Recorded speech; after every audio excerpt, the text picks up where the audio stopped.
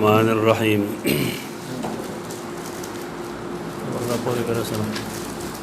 شبهات چې کوم راتلل د حدیث په باره کې مونږه تفصیلا د هغې مطالعه شروع کړې وه په ځای د دې چې مونږه د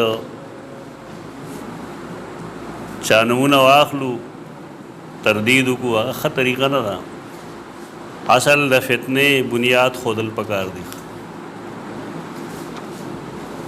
زمونږ چې کوم علامه اسلم جی راجپوری دی کم چې د مولانا سلامت الله زوی دی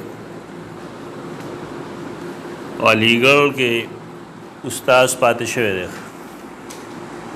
دا کتاب نه موږ شروع کړی و ہمارے دینی علوم په کې یو درې اعتراضونه هغې جوابونه موږ کړي دي فتنه دا شروع شوې کوم ځای نه ده دا شروع کړې مستشرقینو ده مستشرقین څوک دي اجناس گولډ زیر ورته وایي مشهور مستشرق گولډ زیر داغه عربي ادب باندې ډېر ډونګې نظر دی او دا کتابونه عربی ته راغلي دي مستشرق هغه سړی دی چې هغه مشرقي علوم او مشرقي ژبې زده کړي مطالعه وکړي د دې مشرقي علومو د دې د دین د ادیانو مذاهبو او بیا د خپل عقل په بنیاد په هغې سه اعتراضات کړي نو هغې ته وایي مستشرقین د دې لپاره اسلام یا غیر اسلام دا نه دا کوم سکالرز چې وي نو هغې ژبې زده کوي او مطالعه کوي اوس او د هغې ذهن کې چې کوم اعتراض راځي نو هغه اعتراضات هغې لیکي چونکې انګریزی کې کوي زمونږه چې کوم لیکا پړه طبقه ده نه هغې له انګریزي ورځي کتابونه هغې ولولي او د هغه ځای نه هغې داسې قسمه کتابونه لیکي لکه دا زمونږ دیني علوم چې دی یا د پرویز دا مقام حدیث چې دی دا څه بنیادي خبرې د دې نه دي دا اصل کې د دغې مستشرقینو دي د مستشرقینو دپاره بنیادي کتاب عربی ژبه کې په دې زمانه کې دا د ابو ریه کتاب دی اضواء علی السنة المحمدیه دا کتاب ځان له کتل پکار دی دا نیټ باندې نشته دی ما ته ډاونلوډ کړی دی بیا مې پرنټ کړی دی ځان له ممکن ده چا سره یوم د دې رد کې مصطفی سباعی کتاب دی مصطفی سباعی دا سنت 57-58 کې دا چاپ شوي دي دا فتنې چې کوم راځي زموږ مخکې دا کوم کتابونه چې دي دا هم د دغه سن 57-58 دي دا د مخکې خبرې نه دي تو دې لپاره دا ابو ریه ورته وایي محمود ابو ریه دا فتنه مصر کې ډېره وه مصر کې ګڼ عالمان داسې شته دی یو بل هم داسې شته دی چې د هغه کتابونه ډېر عام دي دا اکثره ملاحده یي طه حسین په نوم باندې یو عربي ادیب دی سترګو باندې معذوره دی په دې کتاب تقریر هغه لیکلی دی دا زمونږه چې کوم دا منکر حدیث دی اسلم جی راجپوری دی دا کتابونه ټرانسلیټ کړی دی اردو ته او دغې په بنیاد باندې دي اعتراضات بیا دې سړي مقام حدیث کې هم دا کتاب کړی دی خو لږ مهذب کړی دی څه نوی شی دی کې نشته په دې ځان باندې پیریان به نه راولو دا خبرې زمونږ اوږدېږي لیکن دا یو فتنه را په حیثیت د یو مسلمان موږ له پکار داري چې د دې د یو سوال جایزه واخیستی شي او د هغې جواب وکړی شي لیکن نور څه مقصد نشته دی چا خلاف چې کوم دی کیچړ او چاول نه دی مقصد بلکې د دین حفاظت دی دې کې یو بنیادي خبره هغه دا وساته یاد چې اطاعت رسول دا فرض دی په دې هر څوک پوهېږي چې اطاعت رسول فرض دی زمونږه د دې خلقو په منځ کې فرق څه دی دوی وایي چې اطاعت رسول د هغه په ژوند کې فرض و پس د هغه نه د وفات د نبی کریم صلی الله علیه وسلم نه اطاعت با د مرکز ملت کیږي نه کې د رسول وکړي دا بنیادی نقطه ده نو سوال دا چې رسول الله صلی الله علیه وسلم د مرګ نه پس رسول الله نه دی پاتې شوی. دا تیر یو درس کې ما اشاره کړې وه چې کرامیو کم بدعت پیدا کړی دی دا په هغې بدعت کې دا خلک رنګ شوی دی. کرامیو دا ویلي چې رسول الله صلی الله علیه وسلم پس د وفات نه رسول نه دی پاتې شوی. د خلقو ابوالحسن اشعري یا نور جوابونه کړي دي بیا چې دا رسول الله صلی الله علیه وسلم باندې هغه ته جن حاصل دی دنیایي جن. ما تاسو ته ویلي دا جواب غلط دی. دا کړی دغه معتزله او د رد دپاره خو دا جواب غلط دی. هر چا چې کړی غلط دی. که ابوالحسن اشعري کړی دی او که بل کړی دی او که بل کړی دی. د پیران پیر رحمه الله کتابونو کې هم د دې ذکر شته. دا غلط دی. د هغې ادنا ثبوت دی بس عقلي جواب نه و پکار. صحابه کرامو مونږ وایو چې د دین هغه تعبیر د وکړی شي کوم چې صحابه کرامو کړی. په دې خوار څوک پوهېدي چې رسول الله صلی الله علیه وسلم کله وفات شو نو دفن نه مخکې څو ورځې په ځمکه باندې د کټ د پاسه پروت و. 3 ورځې کټ باندې هغه پروت و. په دغې وخت کې د هغې په جسد کې روح مبارکو نو. صحابه کرام هغه رسول الله ګڼه ګڼه ګڼه. اذان کې باغی څه ویل اشهد ان محمد رسول الله وی کنه دی ویل چې نه دا خو ژوندی دی هغه شان. ته په دې ته پوه شې بس خبره ختمه ده. قاعده کې چې به کېناستل نو څه به ویل اشهد ان لا اله الا الله واشهد ان محمدا عبده ورسوله. د اجماعي عقیده د صحابه کرامو څه ده هغه دارا چې نبی کریم صلی الله علیه وسلم اگر چې پای کې روح نشته لیکن پس د وفات نه هم هغه رسول الله دی. پرې سره موږ مسله حل کی نه د حیات ممات د بحث ضرورت سره او نه د بحثونو ته ضرورت سره کوم دي په مخه کړی. رسول الله صلی الله علیه وسلم چې کله هغه زموږ دپاره واجب الاطاعت دی د قرآن د وینا مطابق نو د هغه حدیث مخامخا موجود دی. خبره دغه د بنیادي ځکه چې واجب الاطاعت شنو د هغه احکام به موجود وي نو هغه به د هغې پیروي کېږي که نه. که د هغه احکام به نه موجود ته به یې پیروي کوي څنګه پیروي به کوي چې حدیث نه موجود نه اطاعت رسول به څنګه کوي یو مسلمان چې هغه رسول الله نه یې لیدلی. لہذا د عقل هم دا آواز دی او د نقل هم دا آواز دی چې رسول الله صلی الله علیه وسلم نن هم هغه شان ته واجب الاطاعت دی څنګه چې په جن کې واجب الاطاعت و. اشنایان دا هغې نه وروسته نور مسایل ثابتوي چې لو انهم ظلموا انفسهم جاؤوک فاستغفر الله. بدی مسائل ته ثابتوي. بدی مسائل هم ثابتو. رسول الله صلی الله علیه وسلم خو قبر کې هغه شان ژوندی نه دی څنګه چې په دنیا کې ژوند دی. لہذا جاؤوک هغې سره نه لګي درست نه دی. هر چا چې کړی دا استدلال غلطی کړی دی. نو بارکیف رسول الله صلی الله علیه وسلم زموږ دپاره واجب الاطاعت دی. په دې وجه د هغې حدیث به موجود وي او دا حدیثو صحیحه اتباع به کولی شي. سوال د دې سړي کوم چې موږ سره څلورم سوال دی څلورمه شبهه ده کہ فاروق اعظم روایت کے معاملہ میں اس قدر سخت ہے کہ ابی بن کعب کو جب حدیثیں سناتے دیکھا تو درہ لے کر ان کو مارنے کے لیے تیار ہو گئے. در حدیث درد پارا دلیل پیش کی کہ ابی بن کعب رضی اللہ عنہ کل حدیث بیانول اوختل نہ درہ واغست وغیر اوخ دا ہمارے دین علوم دے صفحہ 69 کے دے اعتراض لکل رہے تو جواب مادا لکل رہے ہوتا دا مہربانی کے ویچ رہے دے فوٹو سٹیٹ ہوا سے او بیا اگر یو بل سر ویش ہے یادا کوئے چی تصویری دل تخپلاخ لے بس دل تمالی کلی چی حافظ صاحب دو ژوندی هم فرض کړی څه وکړو د غلط بیانې هم صحه دي. یو سړی دروغ وایي نو تر صحه ده پورې ووایي که نه.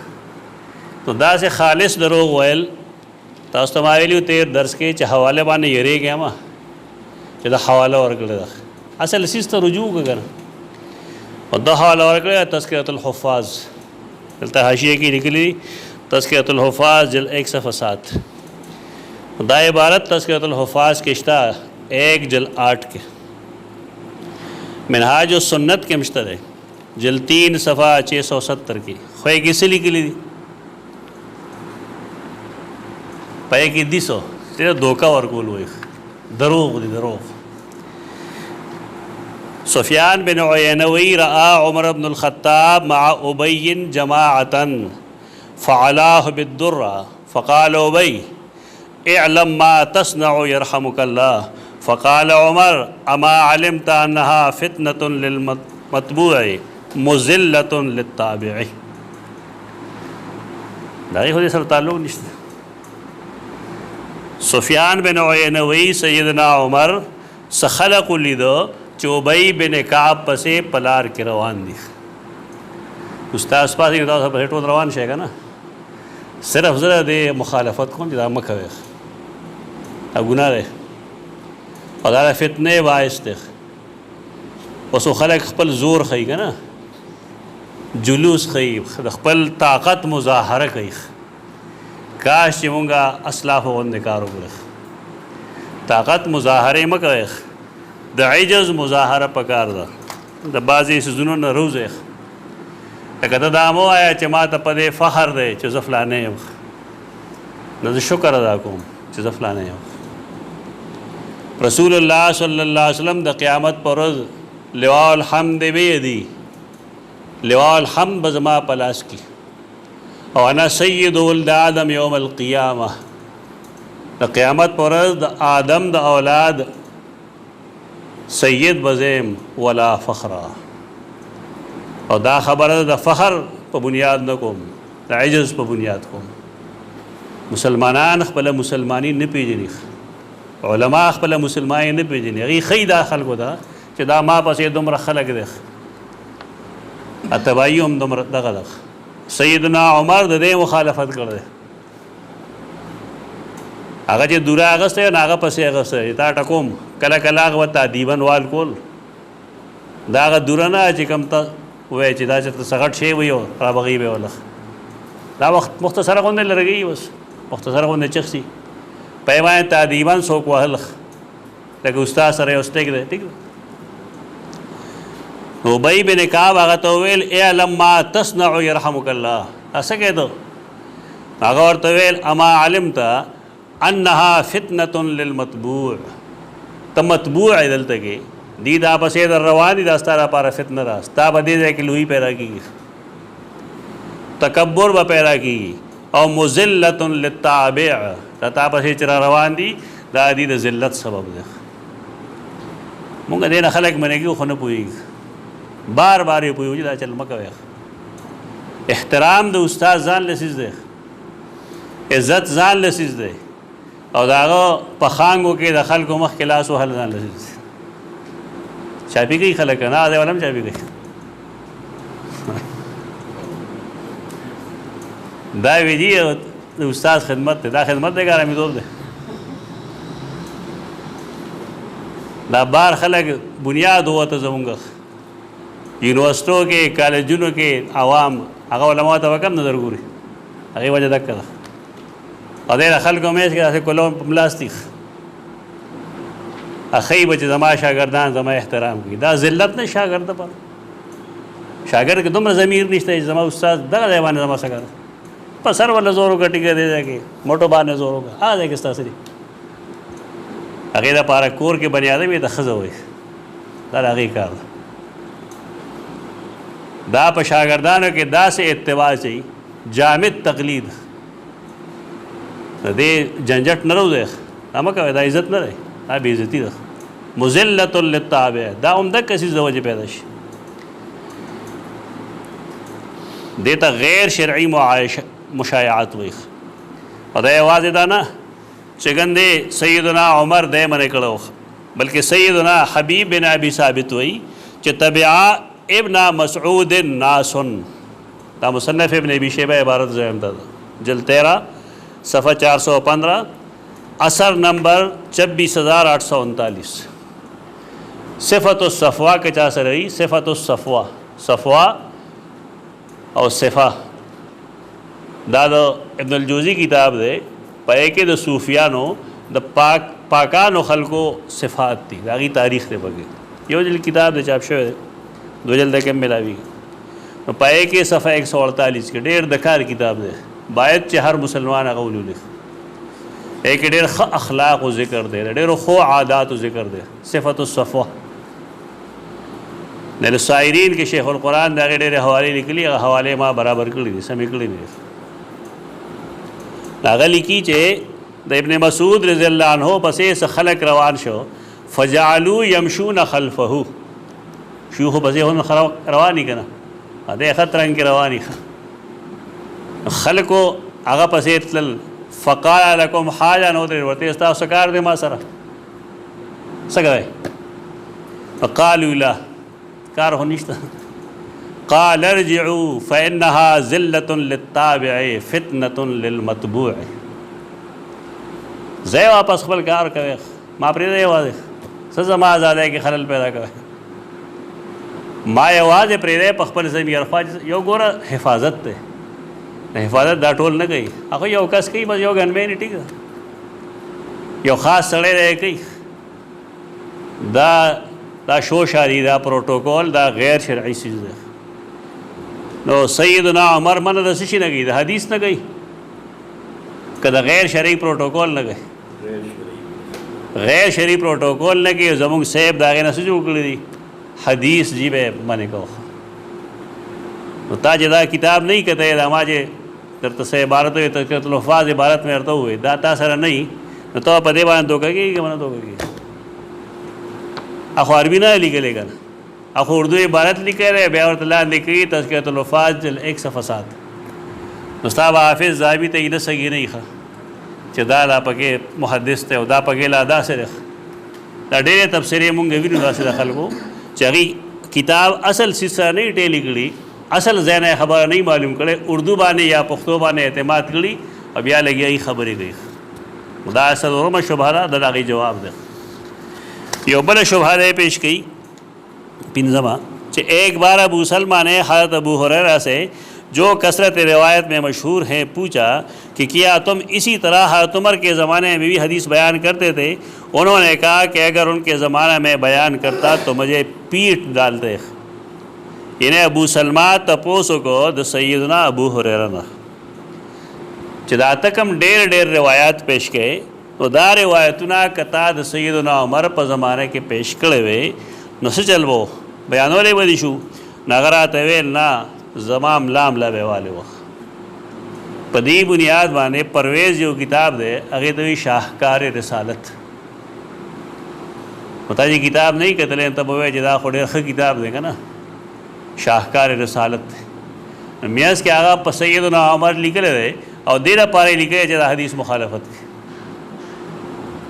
دا قسم خبرې په کې ډېرې دي د رسول الله صلی الله علیه وسلم مرض الوفات کې چې رسول الله صلی الله علیه وسلم فرمایلو سشی روړې تاسو لیکم نو وی چې سیدنا عمر ویلو چې حسبنا کتاب الله هغه جواب په خپل ځای کو په دې بنیادونو باندې دی شاهکار رسالت غټ کتاب لیکل دی پرویز کتاب نے موږ سره شته دا دواړه اعتراضات په دې مقام حدیث کې لیکل دي او ما تاسو ته ویلو 13 او 10 کې چې دا استاد او شاګرد یعنی دا مولانا سلامت الله زوی مولانا سلامت الله مونږ ویل حدیث عالم دی بیا مې تاسو دا ویلو چې دا د مذهب خبره نه ده دا د اهلیستوب نقصان نه دی اسې خو مرزا غلام احمد قادیانی اقوم حنفی و مدا حنفیت نقصان دی ډېر مسلمانان داسې دي چې هغه رواني کوي نو دا مسلمانان نقصان دی دا فرقه وارانه خبرې مه کوئ چې دا جی حدیث وزکه داسې شو نو که تا څوک وایي دا مرزا چې کوم دی دا حنفي وزکه داسې شو نو ته بیا څه وایې فرقې مه جوړوئ غلطه خبره ده دا د هغې انسان نقصان دی دا نه د حدیثتوب نقصان دی نه د حنفیت نقصان دی دا د هغې سړي خرابوالی ده مال و دولت چې کوم خلقو له راشي نو هغه ډېر روان شي غایه سړی به دا وایي چې مال د الله ښه نعمت نه دی. قرآن خو مال ته خیر نه دی ویلي، ان ترک خیرا. و دی مولا دی که نه چې انما اموالکم و اولادکم فتنه. دا پښتو فتنه ده، لانجه یې جوړه کړې داسې. ستاسو مال او ستاسو اولاد ازمیخ دی، امتحان دی. دا پښتو فتنه خو نه ده، دې فتنه هم نه وي، پتنه وایي. پوه شئ، ستاسو مال او ستاسو اولاد پتنه ده. اگر دا څه وی ته قرآن او حدیث په دې څیزونو باندې غلط کیږي. دا شبہات تھی، دا شبہ غلط رکھ. حافظ صاحب لکھی دا کہ ایک بار ابو سلمہ نے سیدنا ابو ہریرہ سے، جو کثرت روایت میں مشہور ہے، کہ پوچھا کہ کیا تم اس طرح سیدنا عمر کے زمانے میں بھی حدیثیں بیان کرتے تھے؟ انہوں نے کہا کہ اگر ان کے زمانے میں بیان کرتا تو مجھے پیٹ ڈالتے. دا ہمارے دینی علوم دے صفحہ 69 اور مقام حدیث کے دے صفحہ 9. تا ته زه د حواله ورکړی توجیه النظر. تا ته ما ویلي دا کم خلک چې اعتراضونه کوي که نه، نو دې ته صحیح ځای نه معلوم. توجیه النظر خو د اوسني او عالم کتاب دی، مصطلح اهل الاثر باندې لیکل دی. زیات نه زیات 40-50 کاله به شي چې وفات شوی دی، ډېر ښه عالم و. ناغه عبارت لیکلی تذکرة الحفاظ، خو هغه نوم هغه ډېر یو 3 صفحې مخکې اخیستی دی. دغه ځای کې نوم نه دی اخیستی، نو د حواله په د جزایري په توجیه النظر ورکړی دی. نو دا د علم بنیاد دو واصل دی. دا پته نشته چې عبارت د چا دی او زه لیکم نه کوم ځای نه. دا تذکره کې دا جل 1 صفحه سات کې موجود دی، او توجیه النظر کې 62 صفحه ده. د دې سند دی الدراوردی، دا سړی دی الدراوردی، عن محمد بن عمر عن ابی سلمہ عن ابی ہریرہ وقلت له اکنت تحدث فی زمان عمر هكذا فقال لو كنت احدث فی زمان عمر مثل ما احدثكم لضربني بمخفقته. مخفقه کوړې ته وایي که نه، لخته، پلنه لخت. کما دا شان حدیث د سیدنا عمر په زمانه کې ویلې، نو زبې پکوړه والے. اول خبره خدا را سره نه ورستو باس کو، خو اول خبره دا چې محدثین د دې اثر څه مقصد اخلي. محدثین دا اخلي چې سیدنا عمر دا غ رائے په دې باب کې دا چې د حدیث استعمال او نقل دا کم کولی شي د احتیاط په بنیاد. اقل الروایت عن رسول الله صلی الله علیه وسلم بحث ما شروع کو دا نو پای اړمنه شوبه کې نامه ویلو چې اقل الروایت. نو د سیدنا عمر مایند چې کوم دی یا مسلک داره چې قلت سره د روایتي، ځکه چې کثرت کله راشي نه بیا ته دروغ ډېر. او بس د هغې لپاره فضایلو کتابونه وګورئ، پته ورته ولګي چې 14 حدیث به ووایي 14 به پکې صحیح راشي، او هم صحیح اعلیٰ درجه کې نه حسن به بیا به یو شل حدیث ووایي نه بیا به چېرته یو پکې صحیح راشي. کثرت سره حدیث د هغې بیان نه دی پکار، قلت پکار دی او پای کې تثبت پکار دی. لږ حدیث بیانوه خو صحیح بیانوه. دا زمونږ چې کوم خبره دا ټیک نه ده. دا عبارت بتاته انشاءالله زه پیش کوم، خو نن نه پیش کېږي.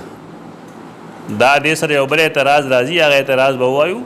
هغې نرستو بتاته وښیمه چې حافظ ذهبي د سیدنا عمر د دې قول یا د عمل څه مطلب اخیستی دی.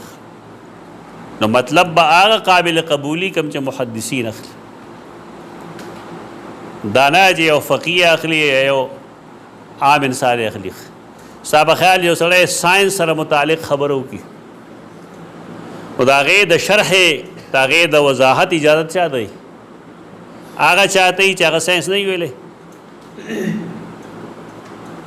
دا حدیث چې چا کار دی نو وضاحت کولو اجازت هغه ته دی. دې ته منیټري نه وایي، مشروطي ورته نه وایي، بلکې دا چې کم علم کړی شوی دی د هغې علم په بنیاد باندې سړی تسلیم کی تا چې نحوه څه مسله راشي ته محدث پسې وړې د قرآن څه مسله راشي نه فقيه پسې وړې مفسر پسې وړې او چې کله دا شانته آثار د صحابه کرامو یا د احادیث خبره راشي نو دا وته د محدثینو ته پوښتنه کوي چې دې څه مطلب دا هر ځای کې لکه د پاکستان قانون دا په اردو کې لیکل دی د پاکستان قانون چې کوم دی آئین پاکستان دا په اردو کې لیکل دی دا غیر د تشریح او د وضاحت اختیار چاته دی هر اردو زده ویونکي ته او کنه هغه چاته چې LLB کړي په دغه مسله ده تا دا اختیار چا درکړی ته په سره پدې پوهېږي نه نو دا لومړی جواب دی چې حافظ ذهبي سیر العلام النبلاء کې غالباً دریم جلد کې صفحه 601 کې اغلی کې لیدي چې داغه مقصد قلت د روایاتو دی او خاص کر پاغه زمانه کې چې کله خلق قرآن یادوي دا باس ما کله لومړی درس حفظ د قرآن چې څوک کوي ناغي د روایات ته ډېر نږدې نه ورځي قرآن د پوخ کې دغه چې زده شي هغې نه وروسته بیا حدیث سره وګورو د دې نه دا مطلب غسل چې دا حدیث سړی د حدیث انکار کوي دا خو مطلب نه دی بل خبره دا ده چې دې راوي ته کم ته یاد دی دراوردي الدراوردي د باره کې زما بحث ترې په منتخب علمي مکاتیب کې په ما بحث کړی دلته زنه احادیث نور هم نقل دي هغې مال ته ذکر کړی د نوم دی عبدالعزیز بن محمد بن عبید بن ابی عبید ابو محمد د خراسان یو کلی دی دراورد د تعلق هغې سره دی یعنی آبا و اجداد د دراورد دی البته د مدینه منوره کې پیدا شوی دی هلته لوی شوی هم دی او مدینه منوره کې د وفات شوی هم دی په 287 هجری کې امام ابن سعد لگی کثیر الحدیث دے لیکن د غلطے شکار کے دوا دا روایت اثر چکم دے دا کمزوری گئی دے دا غلطے شکار کی گئی کیوں دا دویم دا چے دے بل راوی دے محمد بن عمر بن علقمہ بن وقاص اغبانے یو اختلاط رضی آکل یو روایت بیانی دا ابو سلمہ پسند باندې نو بیا سمو دا پس آغا روایت دا ابو سلمہ عن ابی حریرہ پسند ثابت ہے نو دا هم دا روایت حیثیت راورزی یعنی آغا دا اختلاط شکار شوی دے کلا آغا روایت ابو سلمہ تا منصوب کی او کلا دا روایت هم کم دا چل دے دا دے راوی چکم دے ابو سلمہ عن ابی حریرہ دے کہ دے شکار شوی دے دا خبرات تہذیب التہذیب کے ابن حجر لگلے دا ادے وجہ امام جوزجانی دا راوی قوی نہ دیکھ نو یو دومره کم یو چې اثر دی دویم دا چې دا غي مقصد جدا دی که صحیح ثابت شي مقصد یې جدا دی او دریم دا چې پدې کې دا دوا اسنادی کمزورې دي لہذا دا حدیث حجیت ته نقصان نشي ورکول. وسأقول قولي هذا استغفر الله.